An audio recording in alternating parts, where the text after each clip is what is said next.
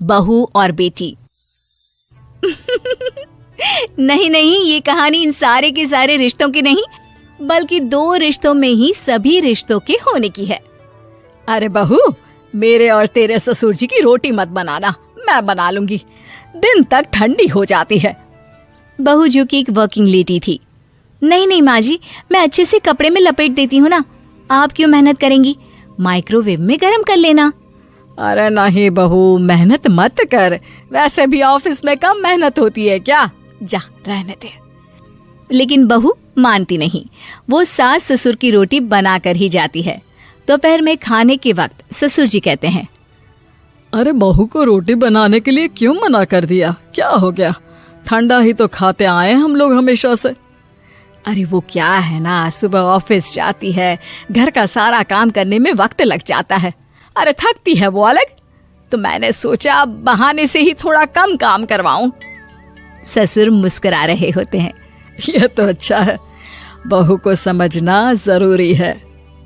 वक्त बीत रहा था, घर में सब खुश थे कि एक दिन, माँ जी आप शाम को थोड़ा टहलने निकला करें, घर पर रह रहकर हड्डियां जाम होती है, पापा को भी ले जाया करिए, मैं वक्त पर तो आ जाती हूँ। बहू ठीक 5 बजे ऑफिस से घर आ जाती है, फिर चाय नाश्ता बनाकर सास ससुर के साथ बैठती, उन लोगों को सारा दिन का हाल बताती। रात को पति घर आता है, क्या बात है बेटा, ऑफिस से आकर कभी हम लोगों के साथ भी बैठा कर। अरे माँ, दिन रात काम करके मन ही नहीं करता, अगले दिन की फिर तैयारी होती है, आप और पापा ही कमरे में आ जाओ। इससे अच्छी तो बहू है, कितना भी थकी रहे, घर आकर हम लोगों के लिए चाय नाश्ता बनाना, फिर बातें करना। बहू ना होती तो हम बुढ़ा बुढ़िया तो बैठे ही रह जाते। सास और ससुर अब बहू के कहने पर शाम की सैर पर निकलने लगते हैं। सास की कई सहेलियां बनती है तो ससुर को भी कुछ बुजुर्ग लोगों का ग्रुप मिल जाता है। कैसा रहा सहेलियों के साथ शाम का वक्त, हम लोगों ने तो भाई खूब योगा किया। अरे हम लोगों को गप्पों से फुर्सत ही नहीं होती। वैसे मिसेस मल्होत्रा आज बहू के बारे में कुछ बोल रही थी। तभी वहां ऑफिस से बहू आ जाती है जो जींस और टॉप में होती है। क्या बात है माँ, क्या कह रही थी आपकी सहेली आपकी बहू के लिए? सास इस बार बहू को कुछ अलग तरीके से देखती है और उल्टा सवाल ही दाग देती है। क्या कह रही थी वो हटा, ये बता तेरे ऑफिस में तो मर्द भी काम करते होंगे ना? बहू जो अब तक मजाक कर रही थी वो सीरियस हो जाती है। मर्द होंगे नहीं माँ जी, मर्द ही ज्यादा हैं, हम 5 ही लड़कियां हैं ऑफिस में। अरे तो अच्छा लगता है क्या ऐसे कपड़े पहनती हो? कल से तुम ना साड़ी पहनकर ऑफिस जाना, और हाँ शाम का नाश्ता थोड़ा जल्दी बनाया करो, नाश्ता बनाकर बाद में ही ऑफिस के कपड़े चेंज करने जाना। बहू को समझ में नहीं आता कि सास को हो क्या गया है, लेकिन वो कुछ नहीं कहती, सीधे किचन में जाकर चाय नाश्ता बनाती है और सास ससुर को दे देती है। अगले रोज बहू ऑफिस के लिए तैयार होती है तो खूब सुंदर सी साड़ी पहनती है और ऑफिस के लिए निकलने से पहले सास और ससुर के पैर छूती है और निकल जाती है। क्या बात है, आज मेधा के ऑफिस में लग रहा है कोई फंक्शन है। अच्छा, पता नहीं, मुझे तो बताया नहीं, वैसे तो सारी बात करती रहती है। अरे देखा नहीं कैसे साड़ी पहनकर जा रही थी? अरे वो तो मैंने ही बोला है उसे। अरे अच्छा लगता है क्या रोज रोज ऐसे सूट या जींस में जाना? बहू हो, बहू बनकर रहो, और आप भी ना मेधा मेधा मत किया करिए, बहू बोला करिए, सर पर चढ़ जाएगी तो दिक्कत हो जाएगी। सास अब बहू को बहू जैसा रखने लगती है, हर बात पर रोका टोकी, हर बात पर ताने। क्या बात है, आजकल लेट आ रही है ऑफिस से? अरे चाय के लिए भी देर हो जाती है, हम लोग फिर पार्क में भी देर से पहुंचते हैं।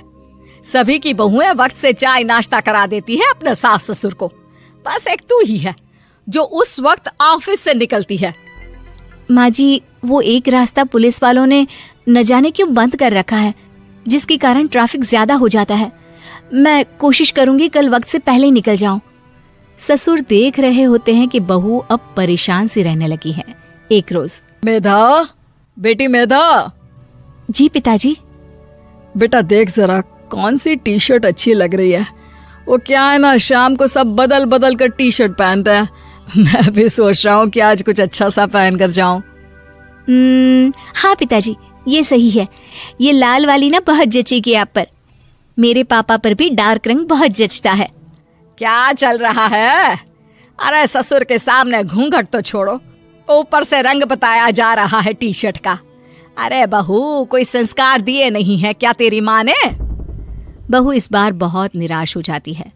वो वहां से तुरंत अपने कमरे में चली जाती है। अब बहू घर का सारा काम करती, ऑफिस जाती, लेकिन साड़ी और सर पर पल्ला लेकर। एक बार पड़ोसन उनके घर आती है। वाह सुमित्रा बहन, बहू का तो रूप ही बदल दिया। ठीक किया, बहू बहू जैसी ही अच्छी लगती है। अच्छा चलती हूँ मैं। पड़ोसन के जाने के बाद सास बड़ी अकड़ के साथ कहती है, देखा मेरा कमाल, कैसे मैंने मेधा बहू को कंट्रोल में कर लिया। अब बारी ससुर के बोलने की थी। हाँ सुमित्रा, बिल्कुल ये काम तो किया है तुमने, लेकिन कभी सोचा क्या खो दिया?